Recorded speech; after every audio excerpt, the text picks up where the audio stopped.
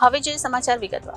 સુરતમાં Pacific school of engineering દ્વારા panel talk કાર્યક્રમનું આયોજન કરવામાં આવ્યું હતું, જેમાં ધોરણ 10 અને 12 પછી શું કરવું તે અંગે કંપનીના એક્સપર્ટ દ્વારા માર્ગદર્શન આપવામાં આવ્યું હતું। સુરતમાં પેસિફિક સ્કૂલ ઓફ એન્જિનિયરિંગ દ્વારા પેનલ ટોક કાર્યક્રમનું આયોજન કરવામાં આવ્યું હતું, જેમાં ધોરણ 10 અને 12 પછી શું કરવું તે અંગે કંપનીના એક્સપર્ટ દ્વારા માર્ગદર્શન આપવામાં આવ્યું હતું। પેસિફિક સ્કૂલ ઓફ એન્જિનિયરિંગ દ્વારા વિદ્યાર્થીઓ ભવિષ્યમાં પોતાની કારકિર્દી સારી રીતે બનાવી શકે અને અત્યારથી જ એમને જીવનના ગોલ નક્કી થઈ જાય તે હેતુથી આ પેનલ ટોક કાર્યક્રમનું આયોજન કરાયું હતું। આ પેનલ ટોક કાર્યક્રમમાં મલ્ટીનેશનલ કંપનીના એક્સપર્ટ ઉપસ્થિત રહ્યા હતા, જેમાં અદાણી ગ્રુપના એક્સપર્ટ અંકુર વાઘ, MNS કંપનીના expert Aditya Shukla, goldy solar કંપનીના એક્સપર્ટ મહેક દોશી સહિતના લોકો ઉપસ્થિત રહ્યા હતા અને આઈટી અને નોન આઈટીના અભ્યાસ અંગે માહિતી આપી હતી। આમ સુરતમાં પેસિફિક સ્કૂલ ઓફ એન્જિનિયરિંગ દ્વારા પેનલ ટોક કાર્યક્રમનું આયોજન કરવામાં આવ્યું હતું, જેમાં ધોરણ 10 અને 12 પછી શું કરવું તે અંગે કંપનીના એક્સપર્ટ દ્વારા માર્ગદર્શન આપવામાં આવ્યું હતું। મારું નામ ડૉક્ટર કંદર્પ જોશી છે। હું પેસિફિક સ્કૂલ ઓફ એન્જિનિયરિંગમાં વાઇસ પ્રિન્સિપાલ તરીકે વર્ક કરું છું।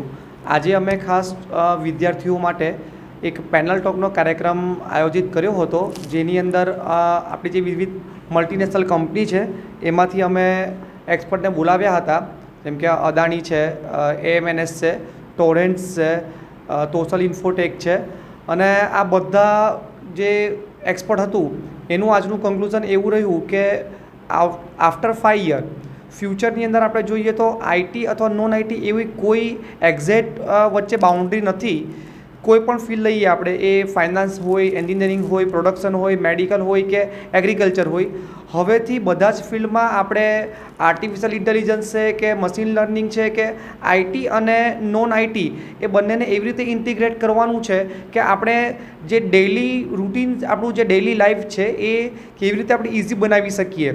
તો આજની આખી આ પેનલ ટોકનું એવું એક તારણ આપણે કહી શકીએ કે હવે પછીના ફ્યુચરની અંદર કોર જે બ્રાન્ચ છે, જેમ કે જેમ આપણે મિકેનિકલ, કેમિકલ કે ઇલેક્ટ્રિકલ એવું ગણીએ, એની સાથે પેરેલલમાં આઈટીની કોઈ એક કે બે લેંગ્વેજ શીખવી તો આપણને એ બેસ્ટ ફ્યુચર જે છે એ ઓપોર્ચ્યુનિટી પ્રોવાઈડ કરી શકે છે। કેટલા વિદ્યાર્થીઓ સર ઉપસ્થિત હતા અને મહેમાનમાં કોણ કોણ હતા? લગભગ 300 જેટલા વિદ્યાર્થીઓ આજે ઉપસ્થિત હતા અને મહેમાનમાં મેં જણાવ્યું પ્રમાણે અંકુર વાઘ એ જે એસોસિએટ મેનેજર છે અદાણીમાંથી, ત્યાર પછી આદિત્ય શુક્લા તેઓ AMNS SR સ્ટીલ છે એમાં ટ્રેનિંગ આસિસ્ટન્ટ છે, ત્યારબાદ ગોલ્ડી સોલાર છે એમાંથી મહેકભાઈ ડોશી હાજર હતા, ત્યારબાદ જે ટોટલ ઇન્ફોટેક છે એમાંથી વિશાલભાઈ। એટલે ટૂંકમાં અમારી આખી પેનલ જે હતી એમાં આઈટીના 4 એક્સપર્ટ અને નોન આઈટીના 4 એક્સપર્ટ, અને એમાં મજાની વાત એવી રહી કે આઈટીના એક્સપર્ટ હતા એમણે નોન આઈટીનું મહત્ત્વ સમજાવ્યું, અને નોન આઈટી એટલે મિકેનિકલ કેમિકલવાળા જે હતા એમણે આઈટીને ઇન્ટિગ્રેટ કેવી રીતે કરવું એ સમજાવ્યું। આમાં વિદ્યાર્થીઓને શું ફાયદા થઈ શકે છે સેમિનાર?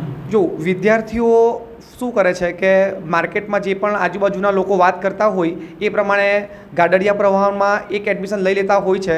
તો આજે એમને ક્વેશ્ચન આન્સર સેશન પછી એવું ખાસ ક્લિયર થયું કે અમે જે પણ બ્રાન્ચમાં અત્યારે જઈ રહ્યા છે તો એની સાથે એ સિવાયની બ્રાન્ચનું નોલેજ 100% એક્વાયર કરવું પડશે। અને બીજું કે જે પણ નવી ટેકનોલોજી, નવા રિફોર્મ આવી ગયા છે તો એને ક્વિક એડપ્ટ કરવા પડશે। Reporter Hitesh Prajapati, Janadesh news, Surat.